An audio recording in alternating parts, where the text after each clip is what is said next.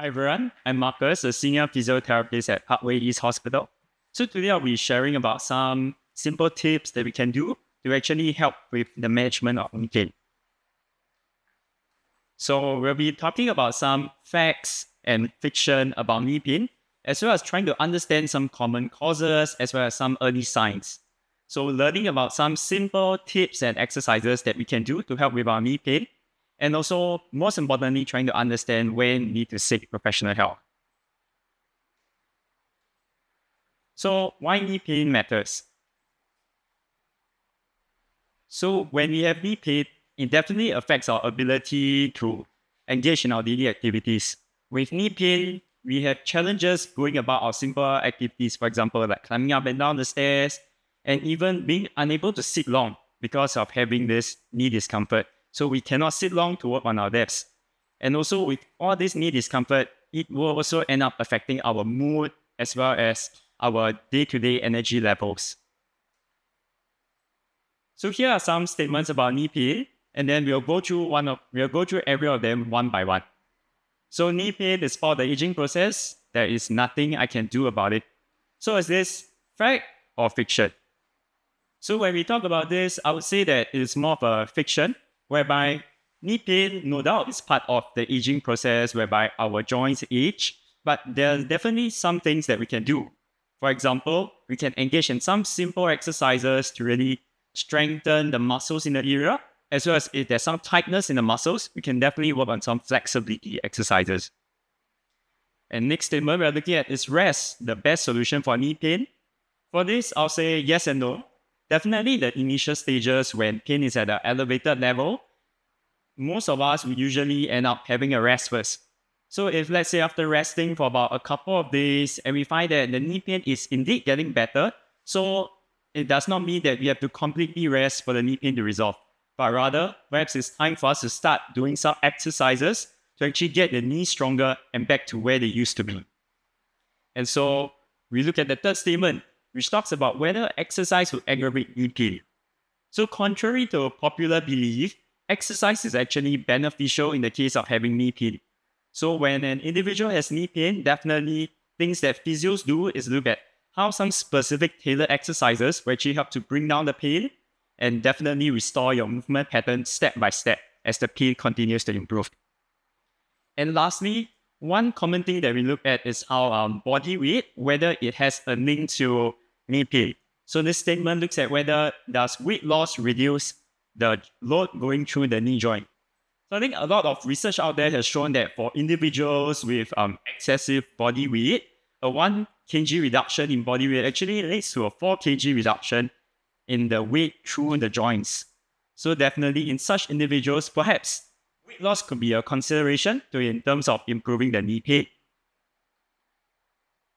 So some early signs and symptoms that we want to take note of are, for example, when you start getting some stiffness in the knee, for example, when you wake up in the morning, you find that there is some difficulty with movement, but that improves with rest, then that is fine. But also, at the same time, we're looking for whether there are any occasional aches in terms of, for example, when you're going about your daily activities, walking about and you feel some aches in your knee. As well as, lastly, looking at whether there's any discomfort during the movement, whether you're going about your daily activities in terms of climbing stairs, going for your long walks, or sitting on your desk to do your work, whether there's any discomfort during your knee movements. Right. So some common causes that we see in knee pain in professionals include the following. So some common causes include prolonged sitting. So for example, in our modern day work environment, at times we're required to sit on the desk for longer periods of time, whereby we are on our desk working on our work tasks at hand.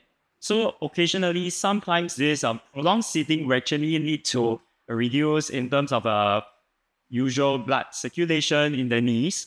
So whereby these prolonged positions actually lead to additional loads in the knee as well. And so all these may actually cause some knee pain. So secondly, looking at some poor ergonomics. So for example, if you are sitting on the desk, for example, like many of us currently are, perhaps, so when sitting down on the desk, if let's say your knees are perhaps in an awkward position, For example, if your chair is slightly too high or if your desk is slightly too forward, so this may actually place unnecessary increased stress in the knee, whereby it may actually result in you having some knee pain. So I think last but not least, we talk about lack of movement. So at times when we are so caught up with our day-to-day activities, we end up having to use exercise as a last resort, whereby it's more of exercise takes a back seat, whereby this lack of movement actually results in increased occasions of knee pain, stiffness, and discomfort that occurs. So now it's time to get moving. So I think definitely for this next segment, so we have spoken about some common causes of knee pain, and then what signs to look out for. So perhaps it's time for us to try some exercises that we can easily do at home to actually work on knee pain to ensure that we reduce the stiffness and discomfort. All right, so I'll bring back James to come in and join me for this session. So whereby we'll do some demonstration of the exercises. Feel free to join us if you are seated comfortably on a chair, and we can do some of these exercises. All right, thanks, James. Okay, so for exercises-wise, generally, some exercises that we look at include some flexibility, mobility exercises, looking at stretches, as well as foam rolling, as well as, most importantly, the strengthening components to get the muscles stronger. So for the first exercise, I'll get James to join me for this segment. So James, feel free to take a seat. Right, so for this exercise, what we'll do is a simple stretch at the back of your thigh. So James, for this exercise, I need you to sit comfortably in the chair. Right, can you place your right foot forward? Yeah, okay. Yeah, so sit comfortably and keep your knee as straight as you can. Right, so it is a little difficult to keep the knee straight, so what you can do, sit slightly forward. Right, so when you're doing this, place both hands on your thigh. And then to do this stretch, what we need to do is, James, let's sit upright and lean slightly forward. So lean to the point whereby you feel a slight pulling feeling at the back of your thigh. So the thing for stretches is usually some misconception is that no pain, no gain. But I would say it's not necessarily true, whereby we are aiming for a mild, comfortable stretch. James, what are you feeling now? Mild, comfortably. Yes.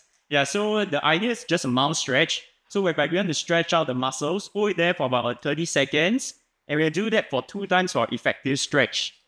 All right, okay, let's relax, James. All right, so moving on to some other exercises that we can potentially explore. So we have a thigh stretch that we can do over the front of the thigh. Right, so what we will do for this is we will pull the right leg up. So whereby you feel a gentle tug at the front of your thigh. Right, so when we do this stretch, same thing as well. Gentle pull, go for 30 seconds. 2 times is adequate to achieve an adequate stretch effect. Oh yeah, this is what I do with my runs. Oh, so this, okay. Yeah, so definitely this is something helpful, especially for runners, just for a bit of stretching, flexibility work before you go for your runs. All right, okay. Good. Moving on to the next exercise. So definitely let's talk a bit about a calf stretch. So whereby what we are doing is when we place the foot behind, so with the heel in contact with the ground, so we bend the front knee, and then you feel your body weight pushing through your heel, which is the left heel. James, you feel a pull at the calf area? I do. Yeah, so definitely just feeling a slight pulling feeling. Just hold it there, same as well, 30 seconds, and then we'll repeat it 2 times for adequate stretch effect. All right. So we're done with our stretches. Now let's move on to other forms of exercises that we want to talk about. So for example, we have this exercise more for strengthening. So it's talking about sitting to standing exercise. So let's start off by sitting on the chair. So what we will do, place both hands on your hips. For viewers at home, feel free to join us and try this exercise as well. Hands on your hip, lean forward and stand up. So you'll feel a force going through the thighs. James, can we try? All right. Yes. All right. How's this, James? Is it a bit challenging? No. Okay. Right. So definitely this is something that we can kickstart, more of an easy exercise that we can do for this strengthening of the thigh muscles. All right. Yeah, James, you can take a seat. All right. So definitely, if let's say this exercise is too easy, we can definitely talk about some other form of progressions that, when you speak to a medical professional, they'll be able to advise you a bit more on how you can progress the exercises further. All right. So moving on to the next exercise. So we're talking about knee straightening exercises. So what we'll do is sitting comfortably in the chair, James, you can shift slightly back. Right, so I'll get James to straighten his right knee. So just straighten the knee up. So you'll feel a pull at the front of the thigh area. So hold this position for about 10 seconds, and then we will relax. All right, James, you can relax right now. Yeah, so definitely for this exercise, right, we are working a bit more on the thigh muscles. So definitely the thing about exercises is there must be some form of progression. So if let's say you find that these movements are getting pretty easy for you, definitely feel free to seek some professional opinion from a medical professional to advise you on how to progress them further. Right, and now let's talk about another exercise. So just to work on the calf, so what we will do is make sure that you are holding firmly on the chair, do a bit of tiptoes whereby you're lifting your heel off the ground. All right, so when we do this exercise, we are working on the calf muscle because when we develop the muscles around the area of the knee, it helps to provide a bit more floating and support for your knees as well. Okay. All right. Thank you, Jakes. Okay. Last but not least, we have this movement called the foam rolling. So what this does is actually, commonly we see people using this foam roller. The idea is to do a bit of a gentle massage over the muscles, definitely for some relaxation. So you can do this start with long sweeping strokes, working repetitively into some smaller repeated strokes, doing this for about a couple of minutes, 3 to 5 minutes, at most for just a gentle relief in the muscles, if let's say they are feeling a bit sore or achy. Right. Okay, so last but not least, we have spoken quite a lot about exercises, but I think definitely some things that we want to have the back of our mind is that in addition to doing exercises, sometimes we need to know when we want to seek some professional help. So for example, like what Dr. Elvin shared earlier on, if let's say pain is persisting and is quite unbearable for a period of time, for example, in about 2 weeks, and pain is not improving with rest, so I think this would mean that we will need to seek some medical attention to find out what exactly is going on with our knees. As well as some other things to look out for would be the inability to pull weight when we walk, as well as some redness and swelling if it's not improving rest, some instability or knee giving weight, as well as if let's say the knee pain is affecting our daily activities and it's not getting better even with rest or exercises. I think that's where we need to seek some help. Okay, so I've come to the end of our presentation today. So here's some contact points just to understand more about how physiotherapy can help you with your knee pain, as well as seek some advice from your doctors as well. All right. Thank you. Thank you, Mark.